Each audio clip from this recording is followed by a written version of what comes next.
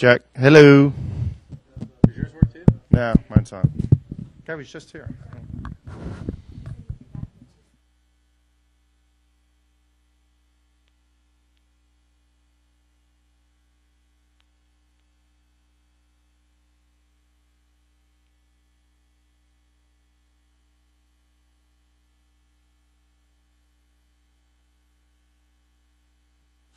I know. Without him, we got nothing. All right. We'll roll back into our afternoon driver media availability sessions. We're joined by driver the number 99, Affleck Ford Carl Edwards. Currently in 10th position, Carl. Your thoughts about coming back to Infineon? I don't think it's working yet. You got me? You got me?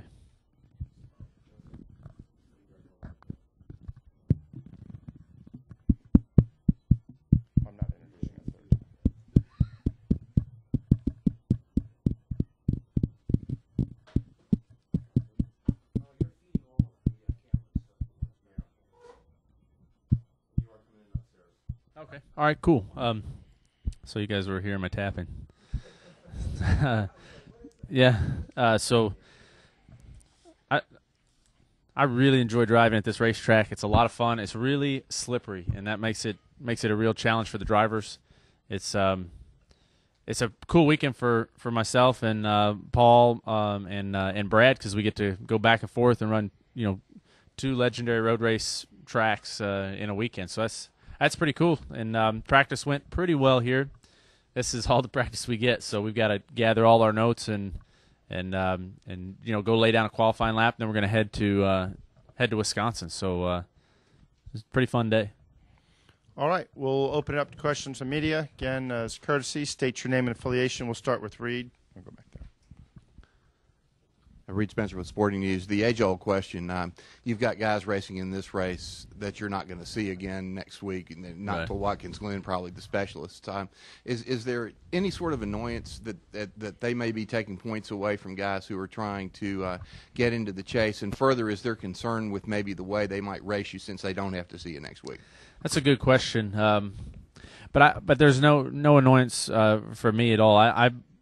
I think that it's neat to be able to race with different guys that are road race specialists. I've had our days hurt by guys that race full time with us and guys that don't. So it doesn't seem to be any different. And it gives guys an opportunity to come in here on a in front of a different audience and possibly perform really well.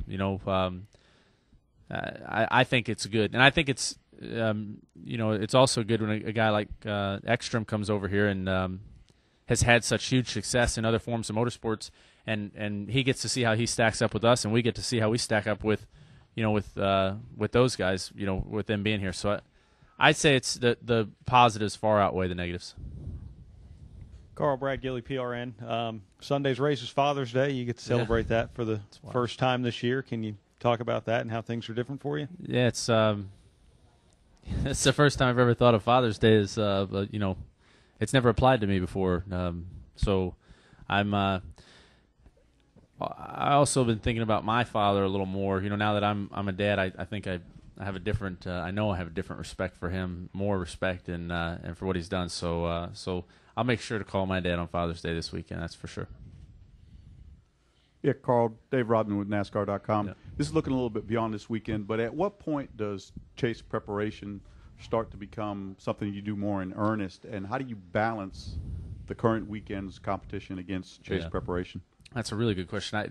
For us, it's already started. I mean, we're preparing. We're trying to just lock ourselves into the chase. If we were farther up in points, I think that we wouldn't be thinking about that. But the farther back you are, the more you think about it. The earlier you think about it. So for our Affleck team, that's the first hurdle that we have to get over to have what we would determine as a successful year, what we would consider a successful year.